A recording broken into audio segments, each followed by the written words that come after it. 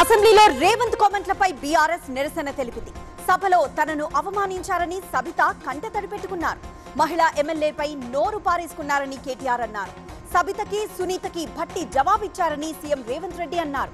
ఇక second head line పరిశ్రమల శాఖపై CM Chandrababu సమీక్ష చేశారు. 5 కొత్త పాలసీల రూపకల్పనకు ఆదేశించారు. పరిశ్రమలకి కేటాయించిన భూముల దుర్వినియోగంపై చర్చించారు. పారిశ్రామికవేత్తల్లో నమ్మకం పెంచేందుకు స్వయంగా మాట్లాడతానన్నారు. ఇక థర్డ్ తెలంగాణ గవర్నర్ గా జిష్ణుదేవ్ వర్మ ప్రమాణ స్వీకారం చేశారు. ఆయనతో హైకోర్టు సీజే ప్రమాణం చేయించారు. రాజ్ భవన్ లో జరిగిన కార్యక్రమానికి సీఎం రేవంత్ రెడ్డితో పాటు డిప్యూటీ సీఎం భట్టి, కేంద్ర మంత్రి కిషన్ రెడ్డి, రాష్ట్ర మంత్రులు హాజరయ్యారు. ఇక ఫోర్త్ వాయనాడ్ వరదల్లో పెరుగుతున్న మృతుల సంఖ్య ఇప్పటి వరకు 224 మృతదేహాల్ని వెలికి తీశారు. ఆసుపత్రుల్లో 200 మందికి చికిత్స జరుగుతోంది. కొండచర్యల్లో పలు కుటుంబాలు చిక్కుకుపోయాయి.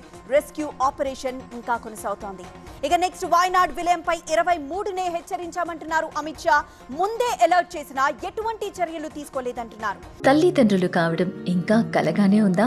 అపోలో ఫర్టిలిటీతో మీ కలను నిజం చేసుకోండి. ఉచిత సంప్రదింపుల కోసం కాల్ చేయండి 9953203668. కేంద్రం ఎలాంటి ముందస్తు హెచ్చరికలు జారీ చేయలేదంటున్నారు. కేరళ సీఎం 29న ఆరెంజ్ అలర్ట్ మాత్రమే జారీ చేశారని విజయన్ చెప్పారు. ఇక ప్రధాని మోదీపై కాంగ్రెస్ ప్రివిలేజ్ మోషన్ దాఖలు చేసింది. సభలో అనురాగ్ సింగ్ ఠాకూర్ వ్యాఖ్యలపై అభ్యంతరం చెప్పింది.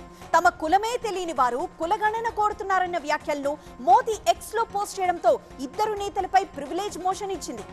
ఇక టెహ్రాన్ లో హమాస్ పొలిటికల్ చీఫ్ ను హత్య చేశారు. ఇరాన్ అధ్యక్షుడి ప్రమాణ స్వీకారానికి టెహ్రాన్ వెళ్లారు ఇస్మాయిల్. ఈ హత్య ఇజ్రాయెల్ నిఘా సంస్థ పనిగా అనుమానిస్తున్నారు. ఇస్మాయిల్ ను చంపుతామని గతంలోనే నెతన్యాహు ప్రకటించారు.